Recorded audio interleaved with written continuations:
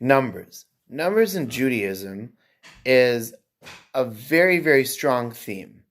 And today I want to talk about the numbers 7, 8, and 10 and their intrinsic meaning. Why not 9, you ask? Simply because 7, 8, 9. So 7, 8, and 10 have intrinsic meaning to the actual number. And it really actually starts on the number 6. You see, the world is built with dimensions. Take this speaker. It has 6 dimensions. The bottom, the top, the side, the other side, the front, and the back. 6 dimensions. 6 dimensions is this physical world. The physical world was created in the 6 days of creation. Hence 6 being the representation of the physical world. Where is the 7th dimension, you may ask? If we've covered all the sides, where is the 7th dimension? The 7th dimension is the inside, is the sound that emanates from it, is the core that holds it all together. The 7th day is Shabbat. And this week, we are reading the parsha of Behar. Behar talks about the year of the Shemitah, the 7th year of rest, the sabbatical year. If you ask any teacher, like myself, in Israel, they save up every 6 years, can save up in a separate Keren Ishtalmut, it's called, similar to a pension or a savings program that is government funded, almost like KiwiSaver.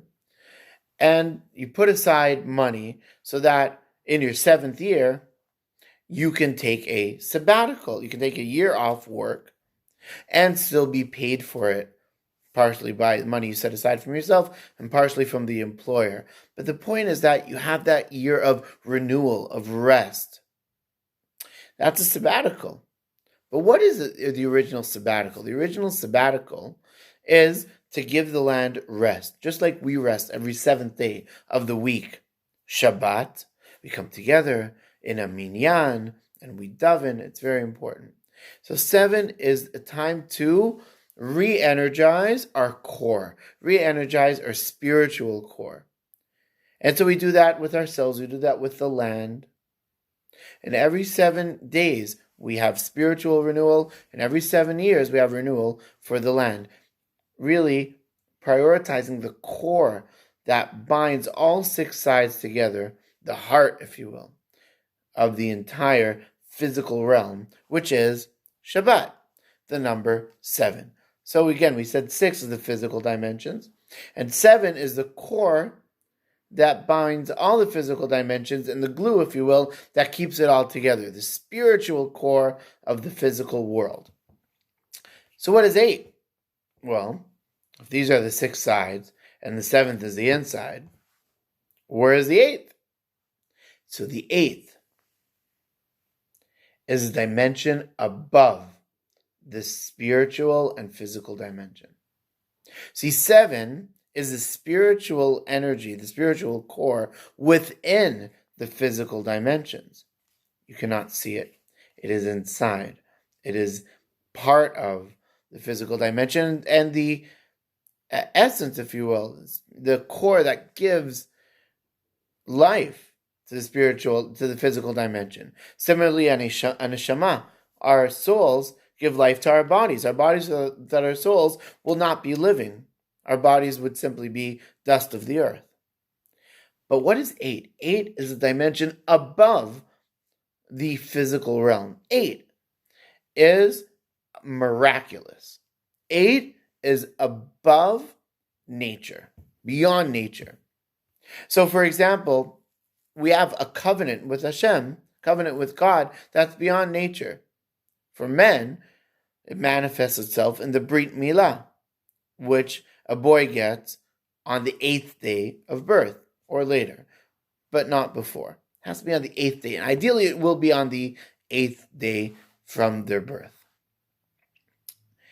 Because that is a covenant that we make on our flesh that is so core to who we are in our covenant with God, that it transcends, it goes beyond any physical connection, even any spiritual connection within the physicality. It is a connection above all that. There are 8 days to the holiday of Chanukah. Chanukah itself symbolizes an intrinsic connection that we have with God, that the miracles that went beyond the physical realm. All the miracles in Chanukah have to do with the few defeated the mighty. The Hasmonean family later became a dynasty, defeated the mighty Hellenistic Greek army. It didn't make any sense. It didn't make any sense even within the realms of nature. It had to go beyond physicality. So 8 is beyond physicality. So let's review. We have 6 that are the physical structure of the world, 6 sides. 1, 2, 3, 4, 5, 6. We have the spiritual, that's the core of the physical component, like Shabbat is to the days of the week, like our neshamas are to our body, that have 6 sides to it. And there's the 8th, which is the connection that is above nature, connection to God that we have above nature, like Brit Milah and Chanukah. But what is 10? What do we have that's 10? So 10 is completion. 10 is taking a process all the way through and making it whole. So where do we have 10 in the Torah? 10 plagues. 10 plagues of Egypt. What was the purpose of the 10 plagues of Egypt? Dam, tzfardea, kinim, arov, blood, frogs, lice, wild animals, all the way to darkness and the death of the firstborn. It was a progression, a gradual progression of God revealing himself in this world, from the ground up, from the water all the way up to the heavens, and the fact that he controls the neshama. It's a beautiful, brilliant, unbelievable, epic manifestation of God's presence in this world, showing that God is connected and rules all areas of the world, all levels of the world, from the most low to the most high, from the earth to the heavens and beyond in the spiritual realm. So essentially it created a complete picture. Another place we have 10 is the 10 Commandments, Aseret HaDibrot, where you have the 10 Commandments that are according to the Gaon Mivilna, the Vilna Gaon, the great 16th century rabbi, that they are the core, the foundations for all the other mitzvot, or essentially all the other mitzvot, all the other commandments are a derivative of the 10 Commandments. So the 10 Commandments within them encompass all 613, including those 10. So essentially, the 10 Commandments, Aseret HaDibrot, when they were given to the people of Israel, not once but twice, they were the complete Torah within those 2 tablets, those Shtei Luchot. So 10 is completion. And where else do we find 10? Well, 10 is the number of people who can gather on level 2 at the moment, at least for the next 2 weeks, under the level 2 COVID-19 restrictions in the month of May. But 10 also, coincidentally or not, happens to be the number for a minyan, for a quorum of people to come together and daven. And that quorum has to be 10. It was learned from a very interesting place, the 10 spies. And we won't review the story, but if you go and review the story in Parashat Shlach Lecha, in the book of Bamidbar, the book of Numbers, chapters 12 and 13, you'll find out that in fact there were 12 spies. 2 of the spies, Yoshua and Kalev, decided that they were not going to speak a word of Lashon Hara, a word of slander about Eretz Israel, about the land of Israel, even though they knew it was difficult to conquer and it would be a challenge, but it was surmountable. It was not insurmountable. It was achievable with a bit of faith, or maybe a lot of faith. The 10 spies became what was called an Edah, a group, but a very significant group.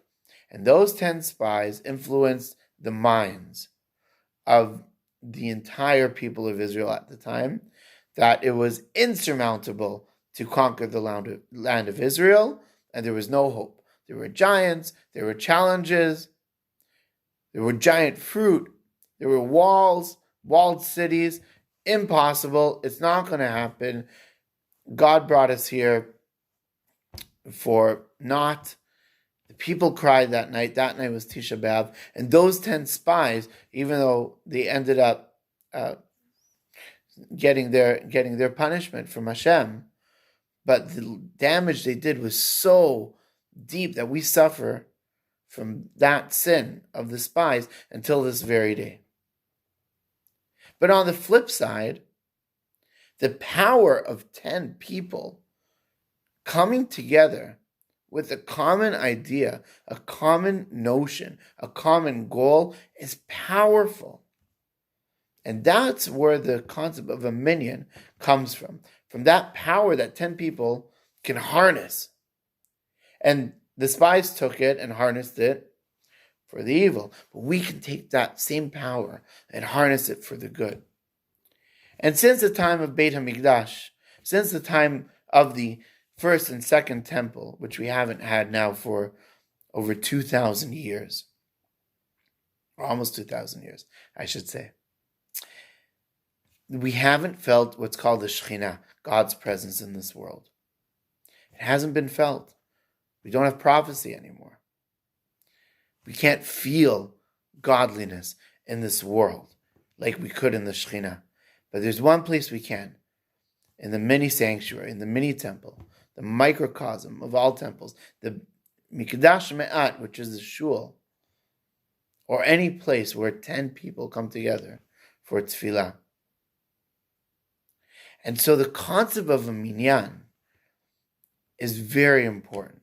Concept of a minyan, of a quorum of 10, is a completion. And the Shekhinah, God's presence, comes to the shul. It even says that if a minyan is planning to come, to be at a place, at a certain point, then the Shekhinah not only comes to that place, but it would precede, it would come before the people, the physical minyan, the physical people actually come together. We've had minyanim on Zoom. There's been lots of Zoom classes. There's even going to be limud online with hopefully over 1,500 people sharing in an epic limud event in Australia and New Zealand. There's lots of times where we come together online, but nothing is like coming together in person, having a true minyan, whether it be 10 gatherings of 10 that we have up until this point, or in the future, hopefully, where gatherings will be open to 20, 40, possibly 100 or more people in the future. But 10 is completion. 10 is also, takes into account all the numbers before it. 1, 2, 3, 4, 5, 6, 7, 8, 9. And only after those numbers have gone through that progression from 1 till 9 can we reach the number 10. So number 10 is the completion of the counting process. And so there you have it. Jewish numerology. 6, the physical world. 7, the spiritual core of the physical world. 8, the world that goes above and beyond all natural causes, all natural realms and the natural rules, above and beyond nature. And 10, the completion of any process, culminating in 10 people forming a quorum, a minyan. I wish everyone that, please God, we should restart our minyanim very soon, possibly even as soon as this Shabbat. if everything goes well, and we should continue having minyanim in succession without any breaks for many, many, many years to come. Shabbat Shalom.